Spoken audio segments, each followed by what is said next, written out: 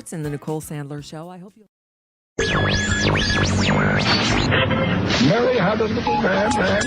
The fault. We believe that all men are created equal. To the magnificent mosaic that is America. From radio beacon to radio beacon. I have a dream today. Change has come to America. Believe me. Knock, knock. Who's there? It's a figment of your imagination. Randi Rhodes Show. Turn up your mind. We're here at Ridgecrest after the first quake, and then at 8:19 last night, the shaking started again and grew increasingly violent. Everybody okay? This is the first glimpse of the damage inside a Ridgecrest supermarket. Tiles fell from the ceiling, food and other items flew off the shelves. The air is really thick, dusty. This is a bad one. Gas lines ruptured, sparking numerous fires. California officials say they're bracing for the worst. There have been a number of injuries reported. There's been a significant increased number of EMS calls to the 911 centers. Huge priorities right now for medical support and for firefighting and for emergency power. Even in Los Angeles, more than 150 miles away. It continues this is a very strong to rattle earthquake. Pretty strong here. 8:21 here on the air. We're experiencing very strong shaking. Wow. I think we need to get under the desk. All right, we're going to go to break. We'll be right back after this. Wow. That was your moment. That was your moment to get to network. And you went under your desk? All right, so this was like an 80s movie, this 4th of July weekend, but like an 1880s movie. I mean, it was like an action flick. I mean, you had crazy earthquakes out in California. We had exploding malls. Anybody see that? The Fountains Mall in Broward County. Broward! That used to be my mall. That was my mall. It exploded. It just, boom, exploded. Nobody knows why. The only thing missing from this weekend was like Bruce Willis, and then all of a sudden, or Charlton Heston if you're really stinking old, just saying. It was just like the most amazing thing. And then all of a sudden it was, like sex, lies, and videotape because they arrested Jeffrey Epstein over the weekend. All right. Oh my God. It was like sex, lies, and videotape. The whole thing was just like, wow, this is so 80s. It is so crazy. I almost teased my bangs into a rooster and sprayed it again. Unbelievable. So this Epstein thing, this is a story we've been following for a really long time because our local newspapers have been covering it. Julie K. Brown is the journalist that cracked this nut. Now, I will say Vanity Fair was all over Jeffrey Epstein years ago, but they left out, a lot of the pedophilia stuff because they couldn't prove anything. But it was interesting that Julie K. Brown was able to locate at least 80 victims of Jeffrey Epstein when she decided to put her fingers on the keyboards and start typing the story about how, and it was because our Secretary of Labor, and here's a little factoid, you're going to learn something right off the bat. You know where human trafficking is monitored and prosecuted, or monitored and cases are made? In the Labor Department. Did you know that? And guess who our Labor Secretary is? It's Alex Acosta. And who's Alex Acosta? He was the prosecutor in the Jeffrey Epstein case in Florida back in the day.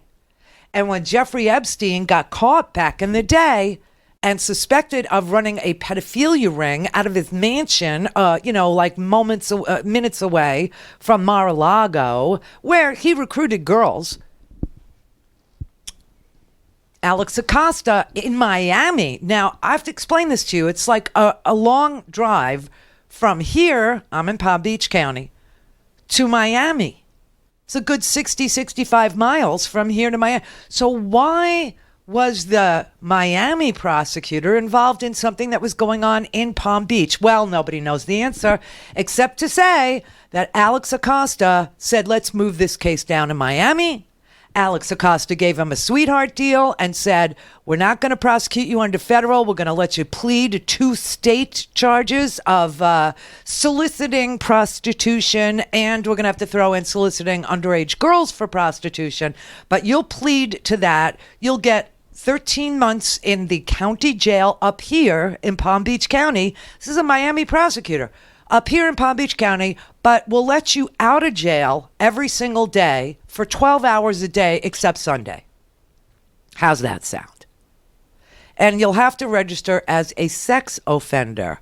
And Epstein took that deal because if he didn't take that deal, he would have been charged with trafficking, conspiracy to traffic, and all that. So isn't it interesting that the guy that gave a sweetheart deal 90 miles away or 65 miles away from where the crime occurred in a separate county, like it's Palm Beach County, Broward County, that's Fort Lauderdale, and then Miami. Isn't that interesting? And now Alex Acosta is the Secretary of Labor, the exact agency in the federal government that's in charge of human trafficking. And all Donald Trump could ever talk about is human trafficking, blaming haggard Honduran housewives for trying to keep their daughters safe while he's best friends with a human trafficker, Jeffrey Epstein. Now, we'll get into the Epstein story in just a brief moment, but there's another story that nobody seems to want to cover, and it's completely related in this manner.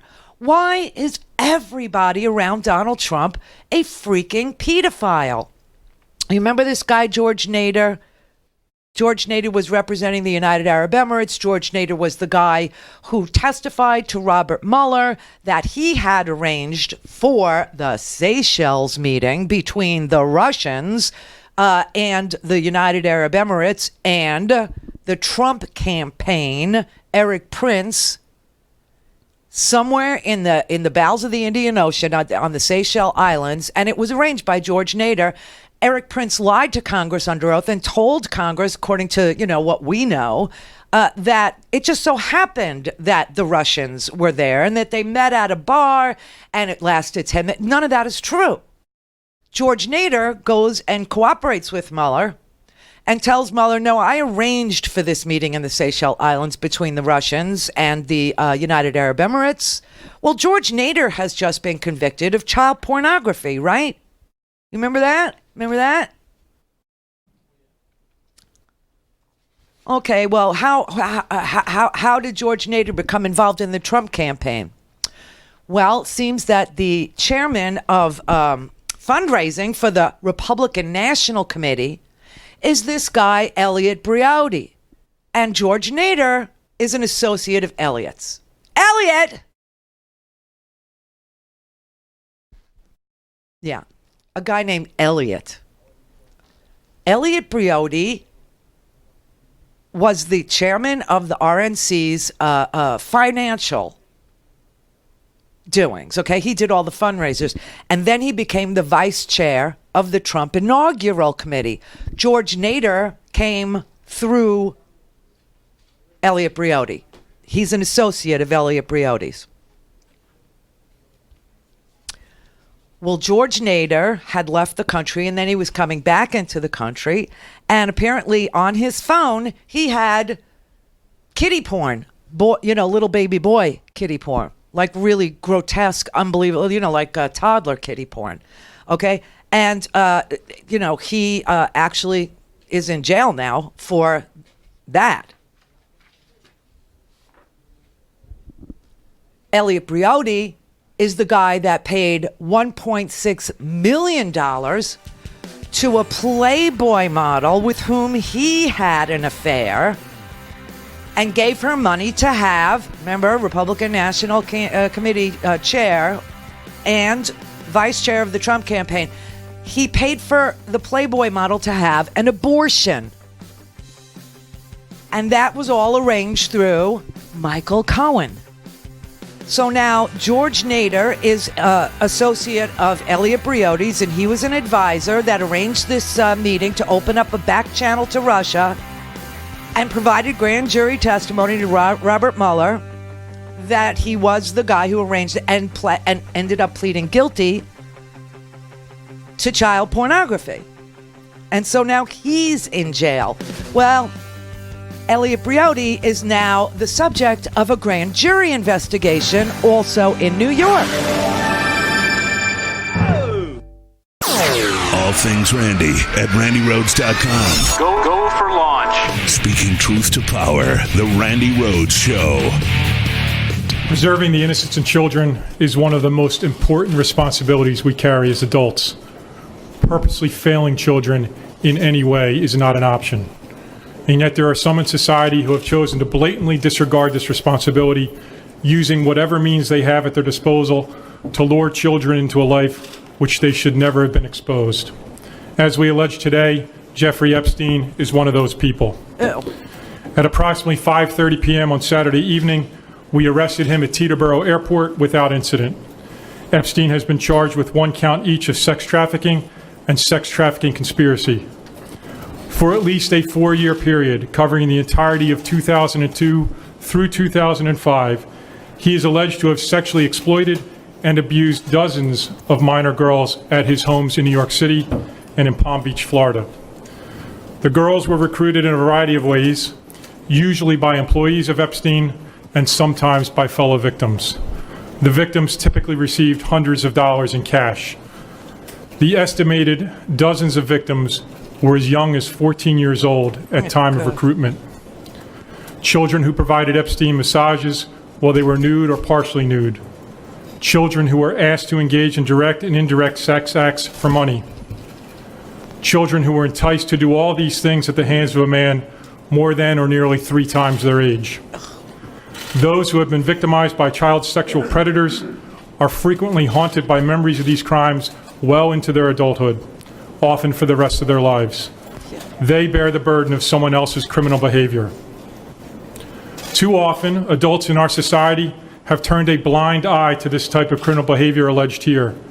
We have seen the excuses, the ignorance of many who didn't even bother to understand that this behavior is a persistent scourge against our society's vulnerable youth, and the willful blindness as to who the real villains are in this type of outrageous crime. The villains are the adult perpetrators, not the children. Victims of child sex trafficking come from all walks of life. They are our neighbors, our students, young adults looking for help, vulnerable foster children. The list goes on and on and on. To the victims who may be listening or get word of today's charges, the team standing here before you represents FBI special agents, NYPD detectives, analysts, victim specialists, prosecutors, who make it their mission to listen to every individual who's been exploited and to advocate for the most vulnerable among us. We are parents, we are community members, we are human beings.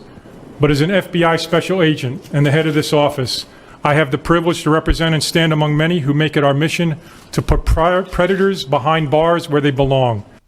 So that was the press conference earlier this morning, and since then, Jeffrey Epstein has appeared in court. He pled not guilty. He appeared in some sort of a, prison jumpsuit, a navy blue one. He was not handcuffed. Isn't that nice?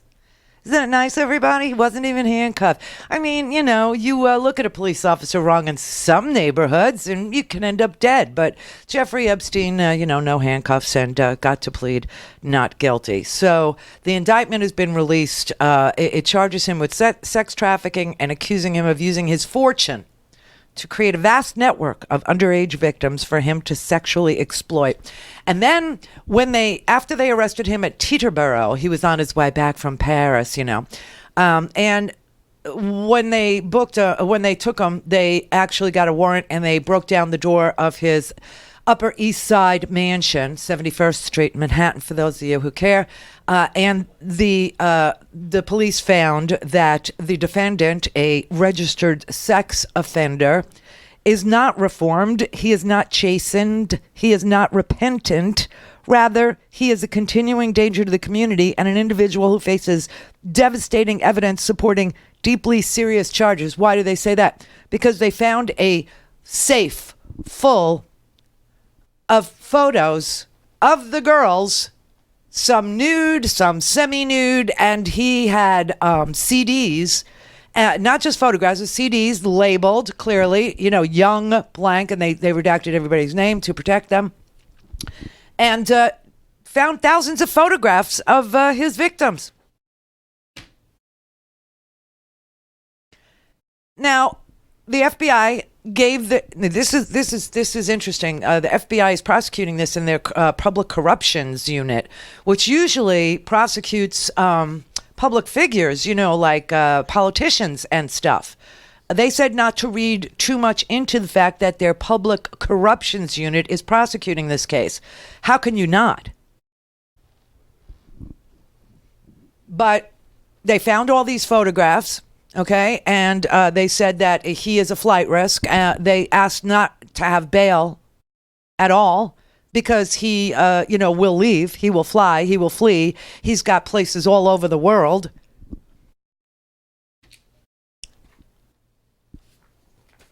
And Alex Acosta is our Secretary of Labor, and he was the U.S. attorney that gave Jeffrey Epstein this pass, like in 2008 on these child abuse charges. It's just so weird. You know who else has been, very active in helping Jeffrey Epstein avoid charges? Alan Dershowitz decided that the part of the case that he would do for Jeffrey Epstein would be Alan Dershowitz would hire private detectives and scan these girls' social media accounts, etc., and say that because they smoked pot or because they had social media accounts that where they flirted or whatever, that they were asking for it, kind of a thing. Now I don't know that that's going to fly in the Me Too age. This all happened before Me Too. But that's what Alan Dershowitz's role was to make these girls not credible, to damage the reputations of these young 14-year-old girls. Now, one of the girls does say that she was forced to have sex with Alan Dershowitz, and there is a girl named Katie who had filed charges against Donald Trump. She has since taken the charges. She's quashed them. But she's on videotape with her face obscured saying that, it all happened at Epstein's house and that she had to handle Donald Trump. She had to handle him and that he required that she wear a glove to handle him, etc., etc. So I don't know. I mean, the public corruptions unit, it's all so fascinating. It truly is. And then you find George Nader. He's sitting in jail for kiddie porn, too. And he was part of the RNC. And he was part of Elliot Briotti. And Briotti was the one that negotiated a non-disclosure arrangement through Michael Cohen for his Playboy model girlfriend and arranged for her to have an abortion. I mean, it's just so disgusting. And the evangelical support is woo through the sky. You know what? They think a man like this with friends like these, they think that he is their best bet. That you got Roy Moore with evangelical support, also a pedophile, trolling malls for underage girls. So, for the life of me, I have to tell you, just give up on the people that are still supporting this crew. Just give up on them because they are beyond. They are so brainwashed. They are so completely irresponsible in their pickers are off. Okay, they got really bad pickers. And they support this. I mean, they support pedophilic rape and billionaires.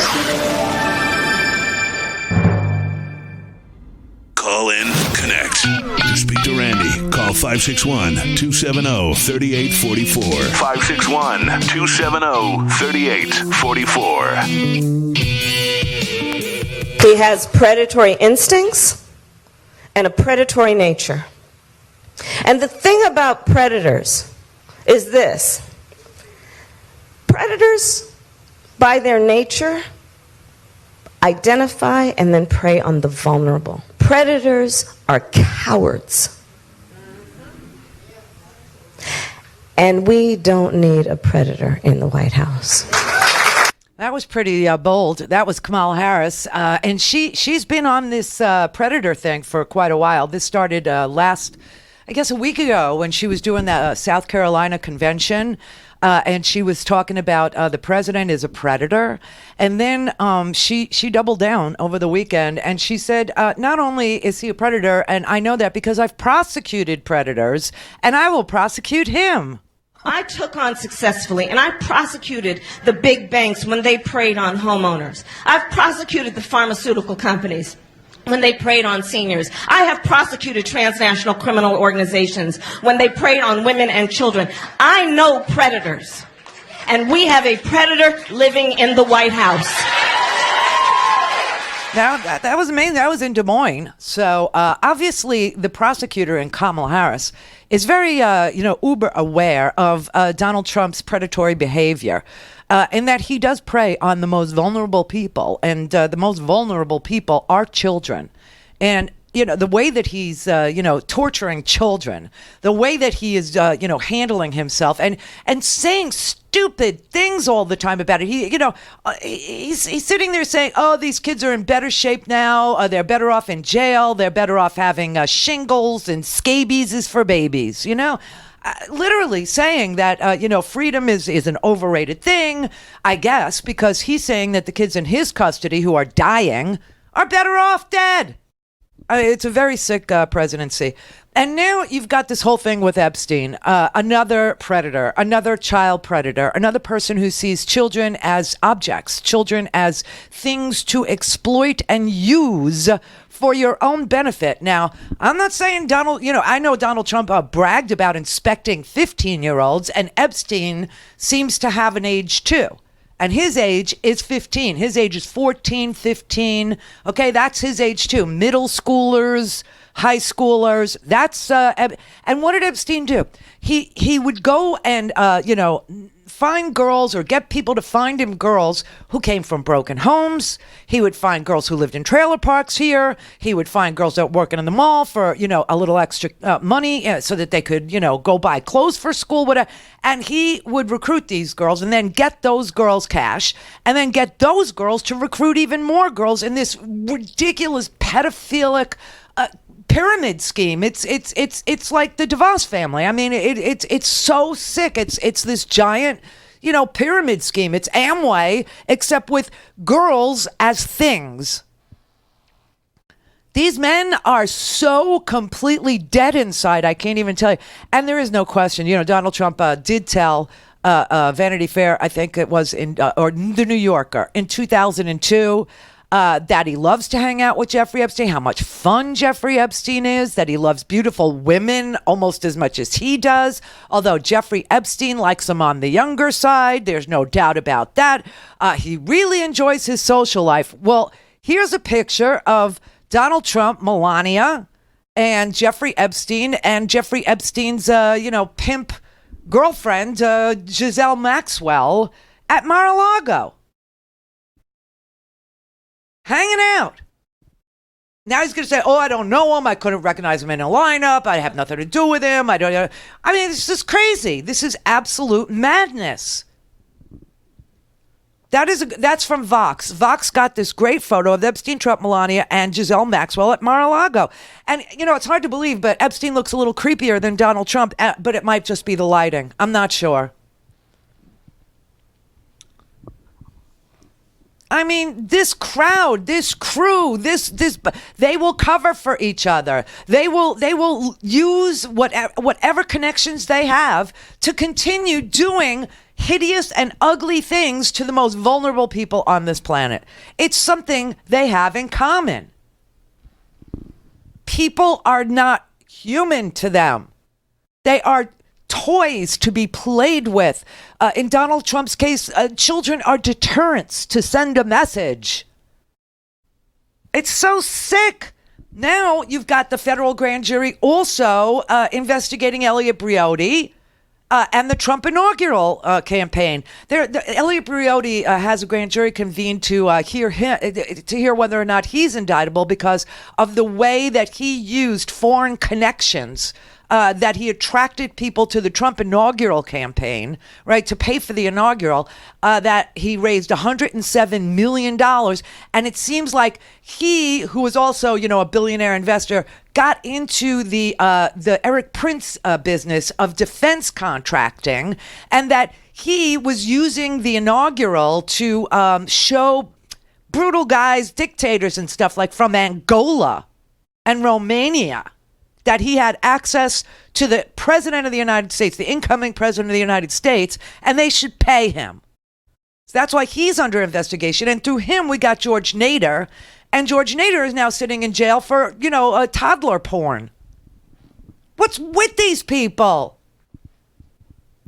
It's very, very, very screwed up. This is just so unbelievable. I mean, here's the woman who deserves all the credit for this. Julie K. Brown. She's a local reporter, works down at the Miami Herald. And, she is the one that said, you know what, I'm going to listen. These girls all have the same story. They don't know each other. They're all telling me the same thing. They can all describe the inside of his house. They can all describe what happened. They all tell the same story. And none of them have been heard. None of them. And Alex Acosta actually entered into a plea deal. And Jeffrey Epstein accepted this plea deal. And there is a law in the United States that requires that the victims of crimes be notified if the perpetrator or the alleged perpetrator enters into a plea deal. And they were never notified that there was a plea deal, so their voices were never heard. A Florida judge just recently ruled that plea deal has to be thrown out because the girls were never notified. And they had every right to be heard before the sentencing. And they buried it. They didn't tell the girls. They obviously didn't want to hear from them. It was a non-prosecution agreement. And you should also know that all of the accomplices that helped Jeffrey Epstein get the girls and all of the accomplices around him and anybody that may have participated in the orgies and the things that were going on at his house here in Palm Beach, they all got immunity from prosecution. So like his secretary and his girlfriend and da-da-da-da-da, they all got immunity from prosecution too. This is unbelievable. This is just the sickest. And how is it possible that the U.S. attorney that was the prosecutor is now the labor secretary under Donald Trump? How in the world did that happen? The best people, everybody, the best people.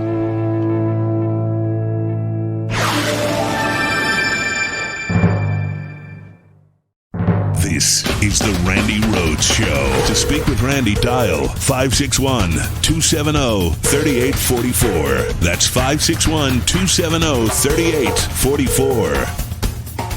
Well, my understanding from talking to legal experts is that the non-prosecution agreement would not cover any victims that he might have had in New York or, by the way, in New Mexico, where he owns a ranch, or in the U.S. Virgin Islands, where he owns a home on an island there, or in New York. And we know from court papers that he was doing this allegedly in New York as well. Recent court papers indicate that there were schoolgirls going into his mansion in New York in their school uniforms. Oh, there God. was witness that saw them that was working in his home at the time.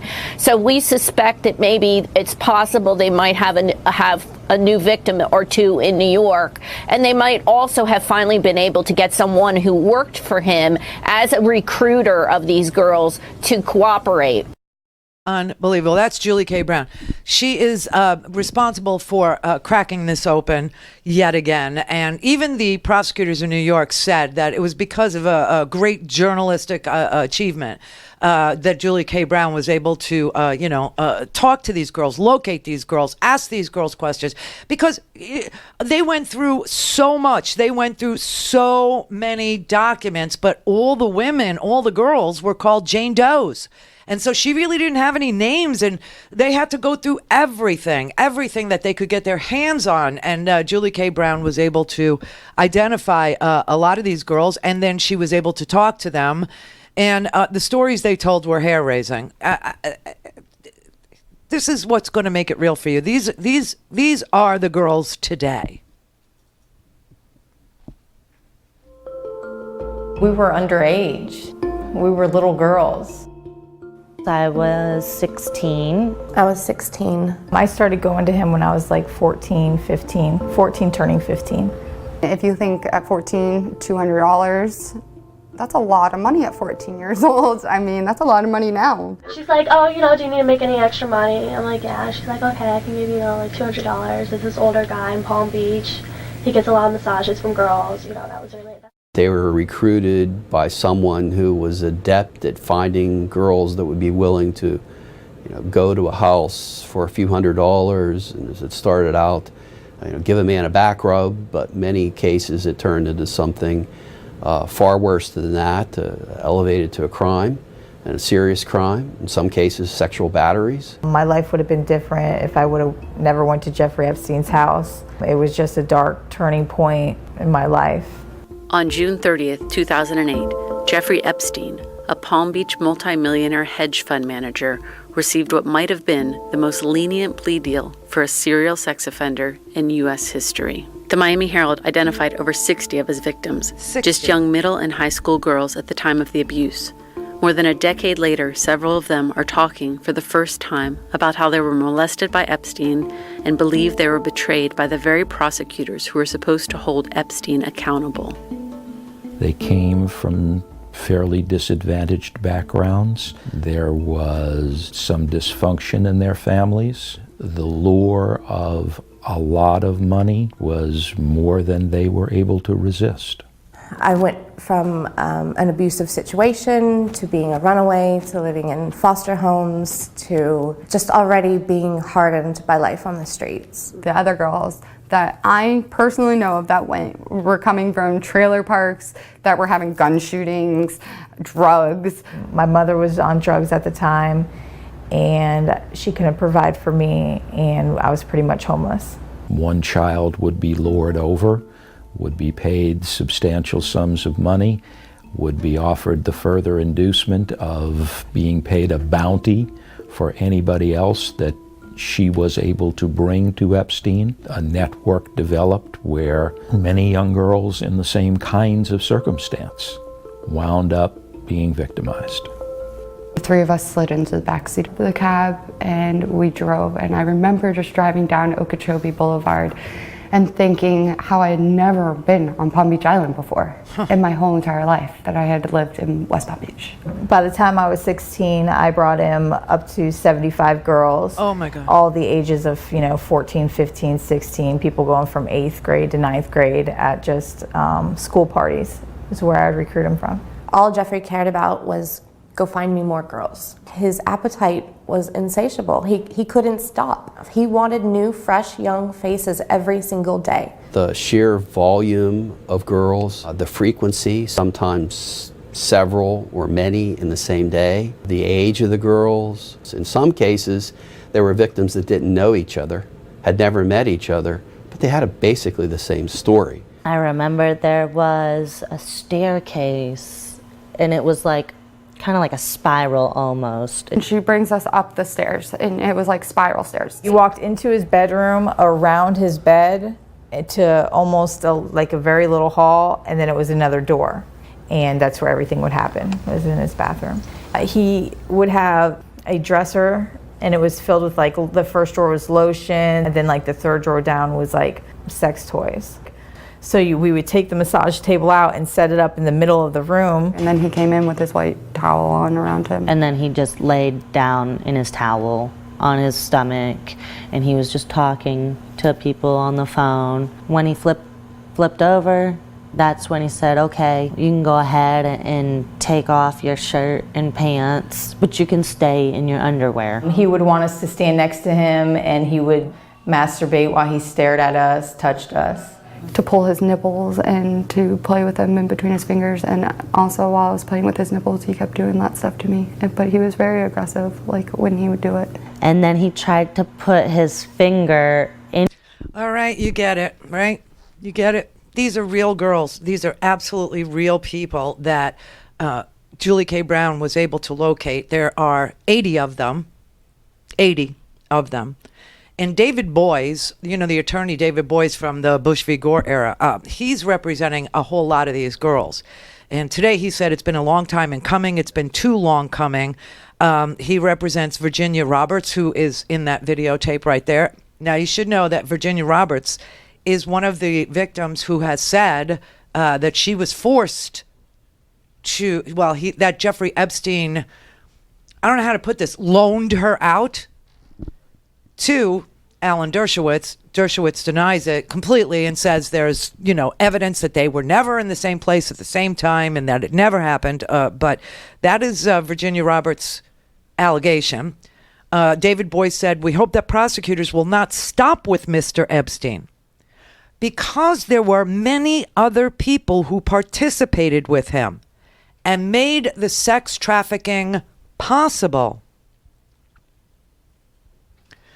Now, if you're interested in the whole story, the Miami Herald published a 3-part series on how Jeffrey Epstein used his wealth and his power and his influence and all of this to shield him from federal prosecution.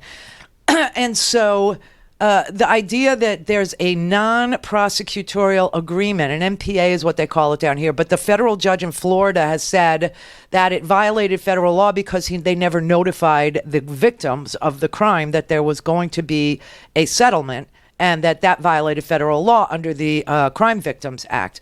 And so we don't know if Florida will take up the mantle and actually also prosecute, or whether or not it's only going to be a New York prosecution. And New York has said that they are not subject to this non-prosecutorial agreement.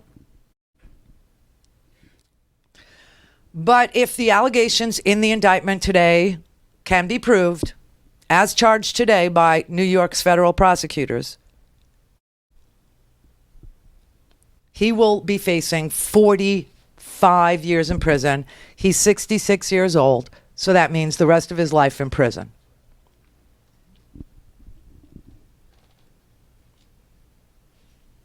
This is just unbelievable how money in this country can buy you the ability to fly all over the world and taking girls with you at the same time that you're a registered sex offender for the last 12 years. That's what money can do. So going forward, when you hear about criminal justice reform, and when you hear about things like people rotting on Rikers Island because they can't afford the cash bail, and when you hear about predators, and when you hear about people who want to reform our justice system, because obviously it ain't the same for everybody. You could be a child molester. You could be a pedophile. You could run a sex trafficking ring. You can hang out with Donald Trump, who knows you're running us, and nothing will happen to you or to any of your friends. In fact, they will be given immunity by some friendly prosecutor who maybe has, I don't know, hopes of being a cabinet member to a president one day, like, I don't know, Secretary of Labor. Or maybe you could lie for the president, and then maybe one day you'll be a Supreme Court justice. Mary had a little man. The fault. We believe that all men are created equal. To the magnificent mosaic that is America. From radio beacon to radio beacon. I have a dream today. Change has come to America. Believe me. Knock, knock. Who's there? It's a figment of your imagination. Randi Rhodes Show. Turn up your mind. Newly leaked cables from the UK ambassador to the U.S. are raising questions about the two countries' relationship.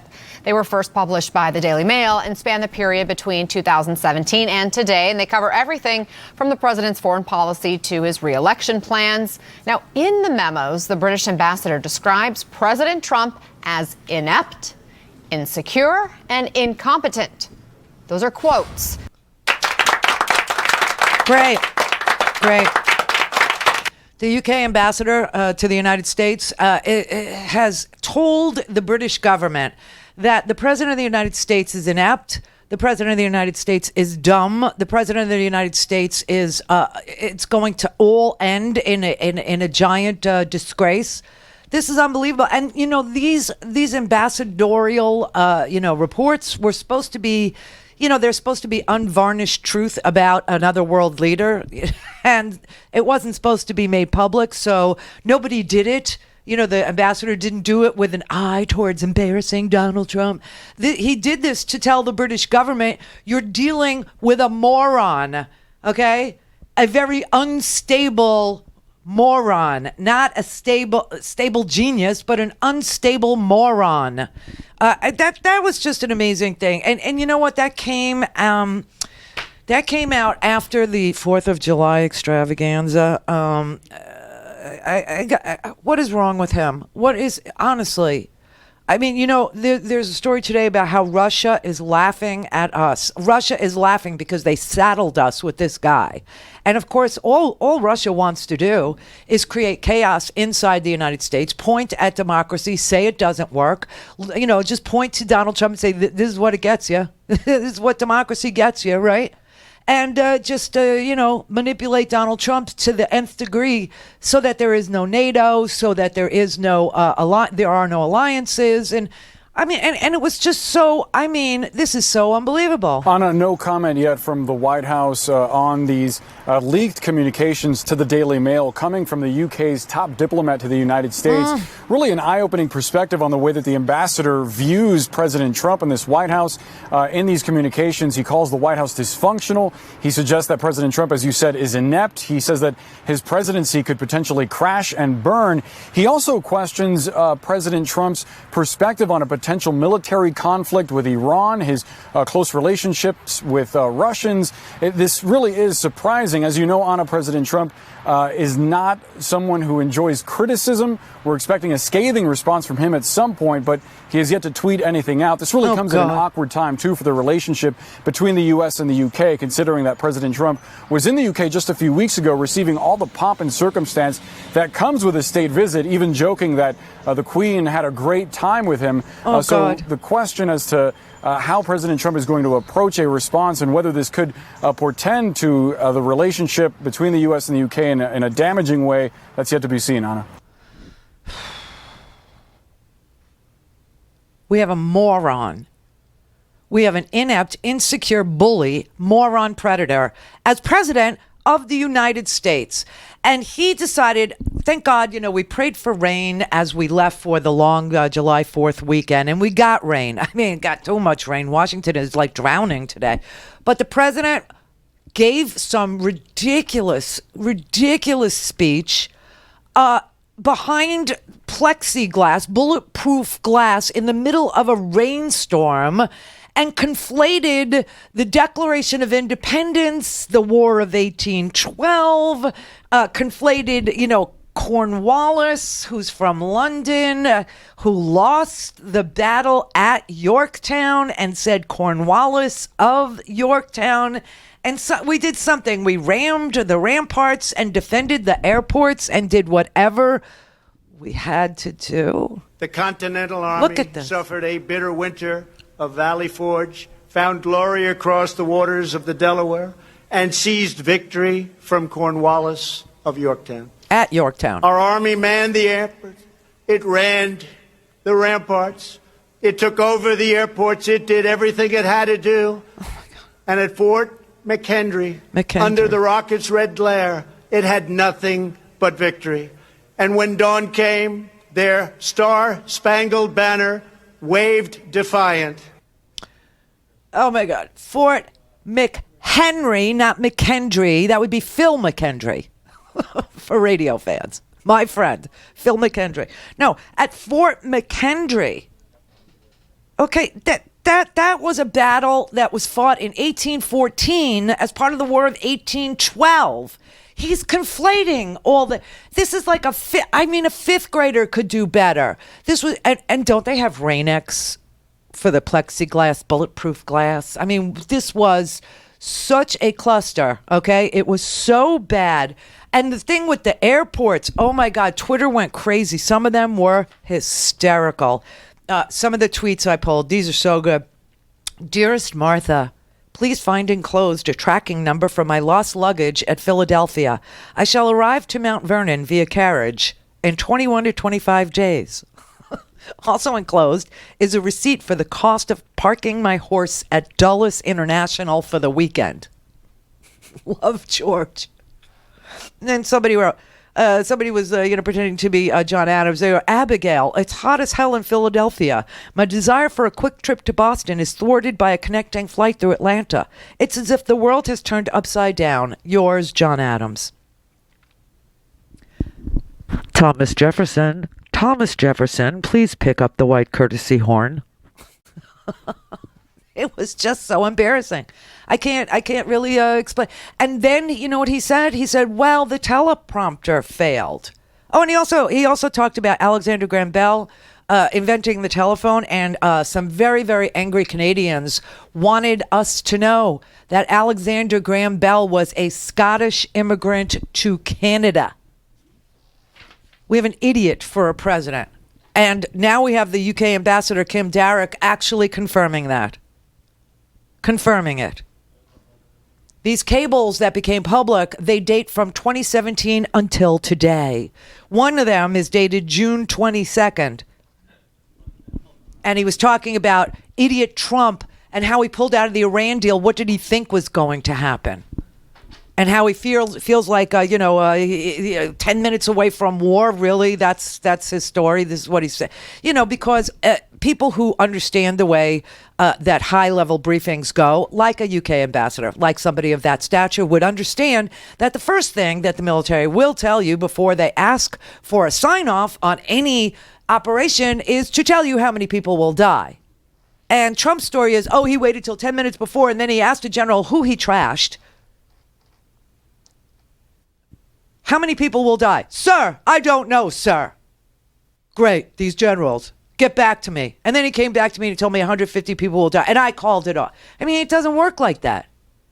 He's a lying sack. He's a moron. The whole world knows it. Oh, did you see the women's soccer team? I told you, keep an eye on this girl, Rapinoe.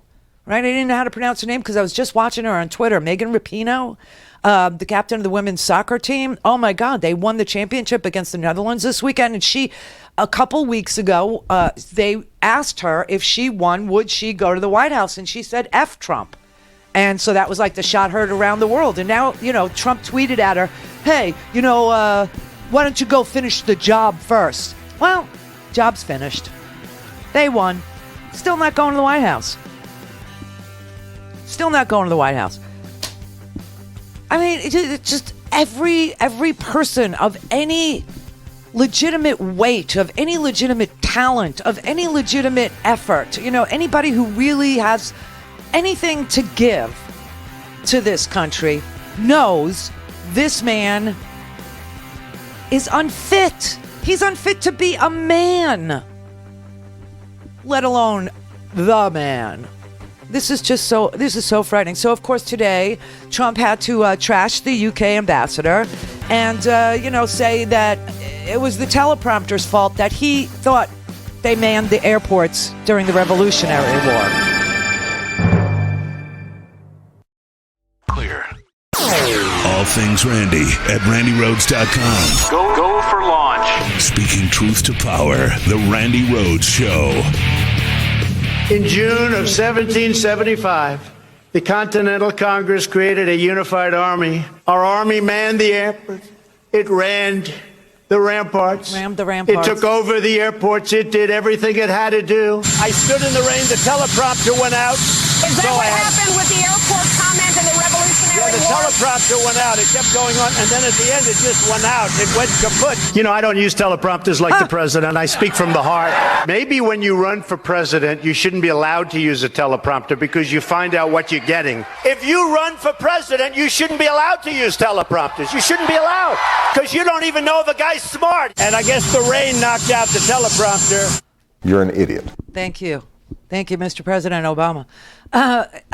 Unbelievable. It is so humiliating, and it is so embarrassing, and it is so completely like from one day to the other. You never know what he's going to do, and the idea that everybody around him is a pedophile is freaking frightening. It is jarring. It is unbelievable. And still, there's a cult 45 out there that doesn't care what he does. They don't care what he says. He could actually be a Chester the molester, and they would still vote for him. And that's sick and sad. And that is a tribute to propaganda. That it works. That people can actually get brainwashed into believing that you support the Antichrist, and somehow that's religious. I don't understand it. I really don't. I can tell you that people all over the world are very hip to him. He's got single-digit approval ratings from every other country other than this one. I mean, it's just so unbelievable. Did you see they were in Lyon, France? Trump is at war now with Fox News, and I think it's because they were in Lyon. I just like saying it. Lyon, I don't speak any French. But they were in Lyon, France, in a bar, Fox News was, covering the women's soccer championship, covering the fact that they won the World Cup. And they were in this bar, right? And of course, there's this big thing going on between Megan Rapinoe and Donald Trump because she said, F him, I'm not going to the White House. And he's tweeting at her, why don't you just get the job done? We'll see what happens. And she's like, we're going to win because that's who we are. We don't know quit. It's not in our vocabulary. We're going to win, and we're going to win over and over and over again. And we're still not going to the White House. And so they were in this bar, Fox News, in Lyon. What a great gig that was for the 4th of July weekend. Can you believe that one? How do I sign up for that? Oh, Roger Ailes, that's right. Yeah. So he's another molester. Roger Ailes. He's dead, but he's a dead molester. That's, And they made a whole series about him on Showtime, Loudest Voice. It's disgusting. But anyway, in Lyon, France, in the bar, Scott was editing it for us because, we're on terrestrial radio now, in Minneapolis and Santa Fe and San Francisco and Charlottesville and all this. So, we got to watch what. So he wanted to show you the clip really badly. He was working on it, but they were chanting F Trump, but they were saying it, and he was doing all this work on it. I said, it's too scary. I don't want to play that. But, the entire bar was screaming F Trump over the reporters, reporting from Lyon, France, which they came out of pocket. To send somebody to Lyon, France is expensive, right? So they wanted that report. And they aired it with all that going on in the background for a really long time. And now Trump is all mad at Fox News for allowing a snippet of reality to be seen on their network.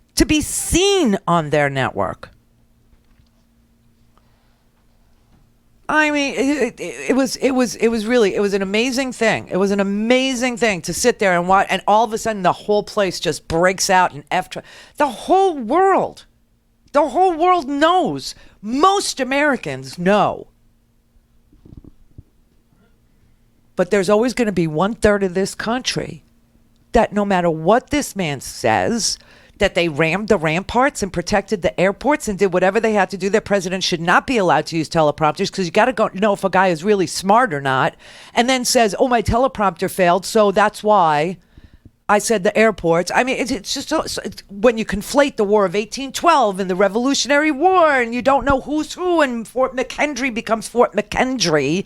It's just, they will still support him, and you cannot worry about them. That's the thing. You cannot worry. You have to pick from an unbelievably good roster of candidates who we want to take Donald Trump on. Now, it is interesting to watch the fundraising, which is the only metric for which the media has any clue about what's going on out there, with us.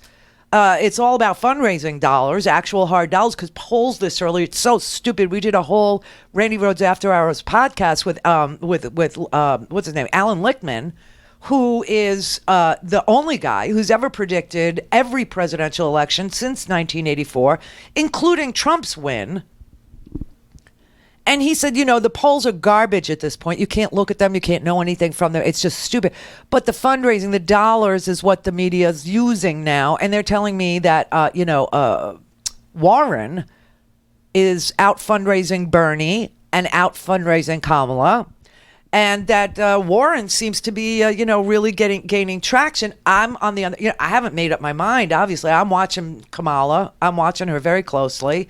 Biden was on with Chris Cuomo. I don't know how many people saw this, but he trashed her. He said that he didn't expect that an insult like that would come from her. But they're going to come after you. Sure, they're going to come after Were me. you prepared for them to come after you? I was prepared for them to come after me, but I wasn't prepared for the person coming at me the way she came out. She knew Bo. She knows me. But here's the deal. What I do know, and it's the good and the bad news, the American people think they know me, and they know me. Since that occurred, I had the most sought-after endorsement for the mayor of Atlanta, a black woman who's a great leader, Mayor Bottoms' endorsement. I've had numerous members of the Black Caucus endorsement. You worried about the poll slippage with African Americans after the debate? No. These folks just came. I'm making the point to you. I don't see it. People know who I am. I don't believe there's anybody out there that believes that I have anything other than a keen and consistent interest in making sure every child has. These are all our children. Here's the question. Did you rewatch the debate? No, I didn't. Why not? Well, I didn't have an opportunity to rewatch it. And besides, my measure is how people react outside, getting on a train, getting on a plane, walking through an airport, walking in a parade, just going to the grocery store. I got no sense. I really mean it. No sense. Oh, no. Did he just say he had no sense? See, now I could cut that up. Joe, people under 40, 45 don't know you. They don't know you. They don't know who you are. This idea that everybody knows me and I was just sandbagged by Kamala and I don't know what. And, she's not backing down. She said, look, you can't rewrite history. Now, what's weird is Biden said that he was owed an apology by Cory Booker. Remember, Cory Booker ought to apologize to me. Well, and over the weekend, he went to South Carolina and he apologized. So, I think he's doing this to himself, okay, is what I think. But I just want to give you a shout out. I haven't picked anybody, Joe, but people under 45 don't know you. Call in, connect. To speak to Randi, call 561-270-3844. 561-270-3844. Was I wrong a few weeks ago to somehow give the impression to people that I was praising those men who I successfully opposed time and again? Well, yes, I was. I regret it. And I'm sorry for any of the pain or misconception they may have caused anybody. I don't get it. I don't understand it. I mean, a couple weeks ago is when he should have apologized and not demanded an apology from Cory Booker, who simply pointed out that he was anti-busing. Now, Joe Biden's original comment wasn't about busing. He said that he was embracing the segregationist Southern Democrats because he was trying to get the voting rights passed, and that's wrong. That's not true. So we have this dilemma here, and obviously, if he wasn't prepared for Kamala, do you really think he's going to be prepared for Donald Trump? So Chris Cuomo asked Joe Biden whether or not he felt he was ready for Donald Trump because Kamala was friendly fire. This president knows how to fight in the ring one-on-one. Kamala Harris is friendly fire. Cory Booker is friendly fire. Mm-hmm. How can Democrats have confidence that you can take on the biggest and the baddest when you're having trouble sparring in party? I don't think I'm having trouble sparring. It's how you want to spar. Look, I'm the guy at the time everybody talks about things that are changed. I took on same-sex marriage. I took on a whole range of issues. I took on arms control. I took on dealing with Russia with the arms control agreement. I took on Putin in terms of in terms of what was going on in Ukraine. Mm-hmm. I've taken on these leaders around the world. I'm the guy that's gone in and met them. I've taken on all these leaders. This is ironic. I've never been accused of not being able to spar. I've been accused of being too aggressive. But the game has changed. Well, and you think that what's happening with Harris is anything compared to what would happen with you and this president? No, but everybody knows who this guy is. Come on, man. Come on. How do you beat him? I beat him by just pointing out who I am and who he is and what we're for and what he's against. This guy is a divider in chief. This guy is acting with racist policies. This guy is moving to just foment hate, to split. That's the only way he can sustain himself. Nothing about him worries you? Oh, yeah, well, sure it worries me in the sense that I'm looking forward to this, man. You walk behind me in a debate. Come here, man. No, you think you know me too well. I mean, the idea that I'd be intimidated by Donald Trump, he's the bully that I knew my whole life. He's the bully that I've always stood up to. He's the bully used to make fun when I was a kid in a stutter and I smacked him in the mouth. Look, this is not. But I think the American people want a president who has some dignity. Well, that's all true, but I don't know about the smack him in the mouth thing and calling him a bully. Trump was asked, whether or not Biden was right that he was the bully, and he said no. I don't think I'm a bully at all. I just don't like being taken advantage of by other countries, by pharmaceutical companies, by all of the people that have taken advantage of this country. You look at what Joe Biden has done with China. We've lost our shirts with China, and now China's dying to make a deal. So, and we're taking, by the way, billions and billions of dollars in tariffs are coming in, and China's paying for it, not our people. Okay, that's a lie. Any tariff on any import is paid by the importer, by the American company that imports the product from China. They pay the tariff. An American company pays the tariff, and they employ American workers, and those American workers get paid by that company who is now paying the billions and billions of dollars in tariffs. The farmers are taking it in the shorts because of his tariffs. You got soybeans rotting in silos. They're still hanging on to them. They're still, we'll give them, we don't really want the bailout. We would rather, but, we probably never will get our markets back because now China's buying soybeans from Brazil. I don't get it. And like I said, you can't really worry about it. But is Biden the guy to take on the Donald? I don't know. I just don't know. I like the idea of a prosecutor, I have to say. I do like the idea of Kamala Harris, dealing with some of the lowest of the lowlifes in this country, some of the richest companies in this country, and holding them to account. And that is part of her history. And I like the idea that she is personable and she doesn't get ruffled and her facts are in order.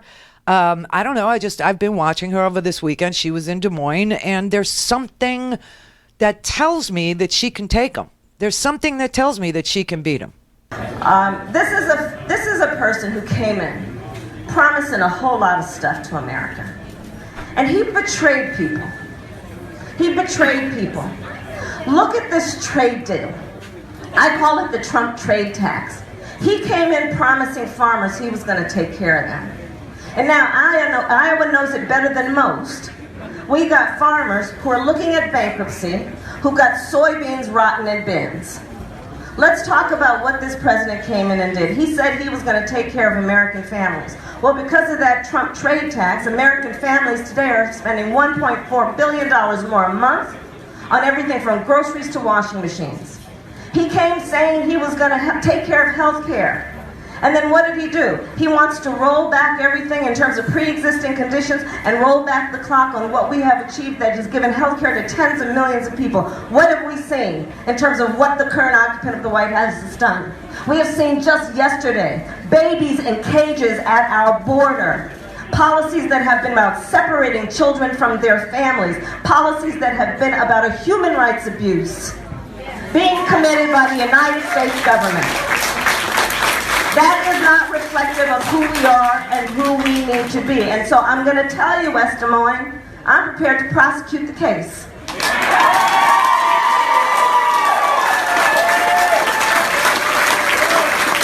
And I'm going to tell you in terms of my background.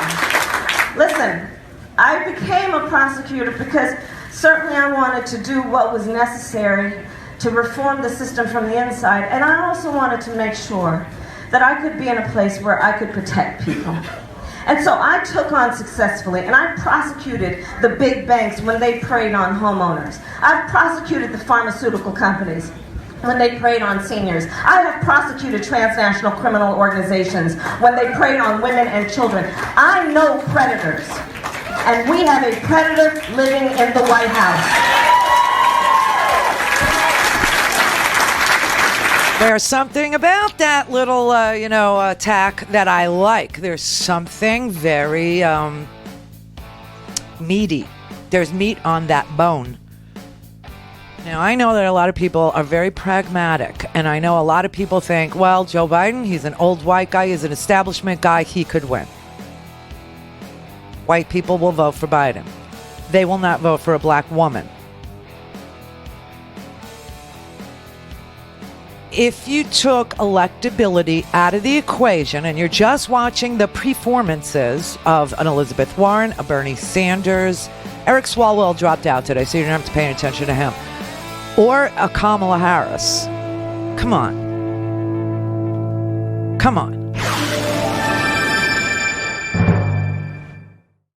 This is the Randi Rhodes Show. To speak with Randi, dial 561-270-3844. That's 561-270-3844.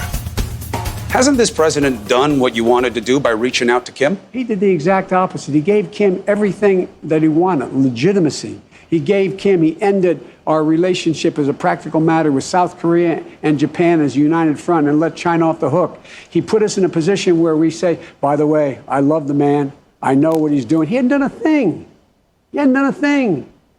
Kim Jong-un. And what have we done? We've suspended exercises. Yeah. So, I mean, could he be vice president again? I guess he could. I don't know. This whole idea of Joe Biden and punching him in the face and you know me, man, and everybody knows me, man. And it's like, but they don't, Joe. They don't. Young people do not know you. They don't know anything about you. Okay. People under 45 years old do not know you.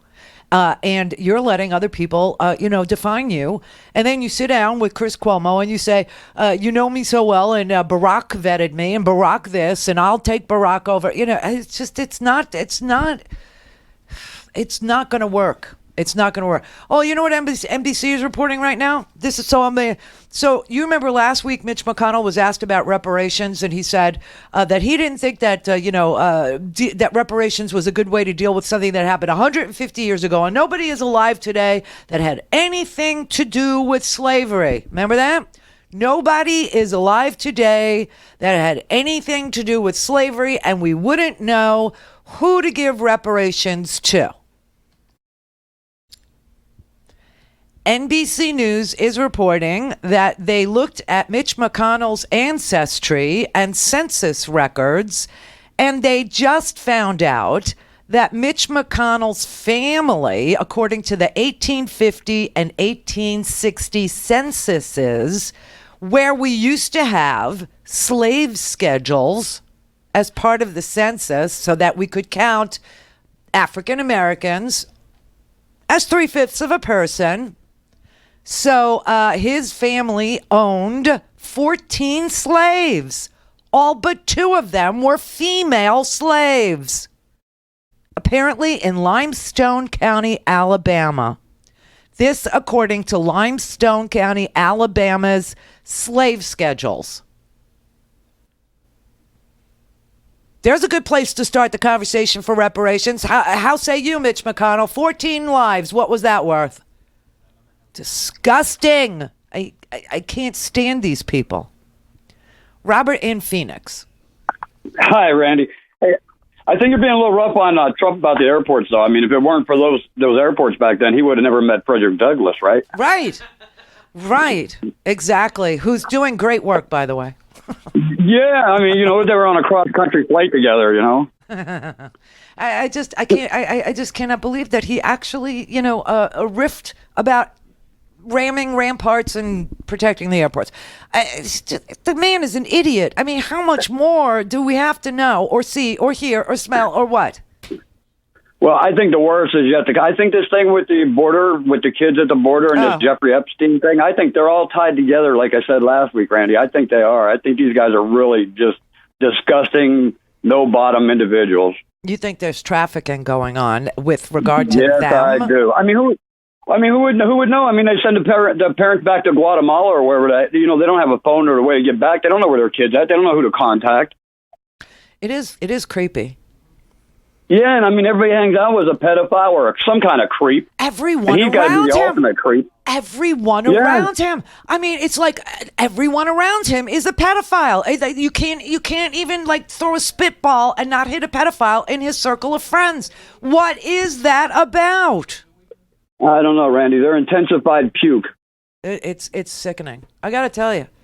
All right, Nick in New Jersey. Thank you for holding. Great, no problem. Randy, you're brilliant. I'm looking you on the computer. You're not even looking at your notes. You're just doing this extemporaneously. It's just amazing. I wish you were president. But back to the subject. You know, what I think needs to happen is this needs to become a campaign issue, and the whole country needs to be pulling for a RICO investigation in the next administration with a real Justice Department, because this one ain't going to do it. The plea deal that was arranged with Acosta is clearly corrupt and needs to be legally made null and void, and they should start from scratch and investigate this the way they investigated the mafia. There should be hundreds of defendants, and they should all be forced to squeal on each other. We got to get to the bottom of this, and it'll transform this country. That's what I believe. I believe you're right. I've always said this is going to end up in a RICO Act violation. I think that the entire Trump organization will be the corrupt organization. RICO is, racketeering, and corrupt organization. Corrupt organization. Yeah, and they just instead of the CEO and the CFO and all that, they just do the whole organization. And I really think that Trump is going to end up dying in jail. And he deserves it. I mean, the man is a demagogue. He is a phony. He's a fraud. He is just an amazingly perverted individual. He deserves no respect whatsoever from any American. He's an embarrassment to this country. And frankly, he is a criminal. I mean, there's no question. And he runs this country as if it were a giant mafia. You know what I mean? And still he's... Absolutely. And he's still out there. And you know what's really interesting is that, Bill Clinton's name comes up in this Epstein, environment too. But Trump doesn't attack Bill Clinton. Oh, no. He goes after Hillary and says, lock her up. Lock her up. I just find all of this so bizarre that he's still insisting that she's the one that needs to be prosecuted when it's patently obvious that he's the one that needs to be prosecuted. Well, of course, Pizzagate, they accuse other people of what they themselves are totally guilty of. When we get this thing cleaned up with Trump, it's going to open up the avenues for single payer, for cleaning up the environment. This is all connected. Everything is connected, and we got to start with this 2020 election. And whoever the nominee is, I want Bernie, but whoever the nominee is, even if it's Biden, we all got to get behind him. And we need if Kamala Harris were the Attorney General, that'd be great too. Yeah, it would be great. I would love to see her as Attorney General, if not President of the United States. And like I said, I haven't picked anybody. Whoever rises to the top, that's who I vote for. Because I may fall in love with Kamala. I'm flirting with her right now. And also, I am. And I'm heavily flirting with Elizabeth. I love her. Bernie would be fabulous as, Health and Human Services. I mean, there's so many wonderful, Inslee at EPA. I mean, there's so many good people, so many that whoever. Any one of them are heads and shoulders above Trump. Because this Trump is the fish that rots from the head. And the only people that will work for him are compromised people. I'll tell you right now, Howard has said this to me from the beginning, and I just go, you're crazy. But he says that the reason why Bill Barr is covering for Donald Trump, because I've asked everybody, and they all say, I've asked Richard Painter, and I've asked Jill Wine-Banks, really smart lawyers, really, great prosecutors, and I've asked them, and they said, well, Bill Barr is just, addicted to power, and he thought he'd throw. Howard says the reason why Bill Barr is doing this is because Trump has promised him Ruth Bader Ginsburg's Supreme Court seat. Absolutely. I believe that 100%. That's exactly right. And that's what, if Trump gets another term and a couple of more Supreme Court justices, forget about this democracy. Yeah, I agree with you. I mean, that is the one thing Biden is correct about. He, although he says, he'll be an aberration. This is more than an aberration. They have burrowed so deep into this government with their judges.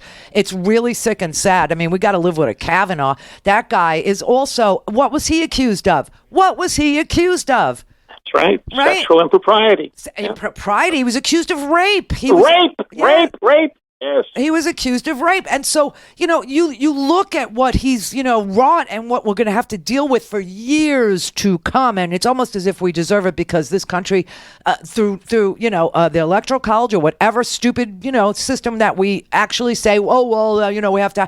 He is the president. And the stuff that he has done, we are going to pay for over and over and over and over. And you're going to see it rearing its ugly little head all over the place. But we need a landslide in 2020. We need a landslide, not just a small victory. We got to wipe these folks out. Well, that's what I'm saying. And so when Joe Biden says, it'll just be an aberration. No, Joe, I'm afraid it won't be just an aberration. But Joe Biden is correct that if we do see another term of this man, we will not know this country. It will not be anything that you think it's supposed to be. It will not be a country that has free speech. No, that will go away. It will not be a country that has free assembly. That will go away. It will be a country of militarized police who use facial recognition, trumped up charges, etc., and go after all of the enemies, the fake news media, all of the enemies that the dear leader perceives to be his enemies. That's what it'll be. Strong love. Stay strong. I love you, Randy. I love you too. Thank you so much. Yeah, so, it's not an aberration though, Joe. There is going to be lasting damage to this here country because of this man. All right, please support the show. We forgot to do anything on that front, so thank you. If you can, please support the show. Thank you very much.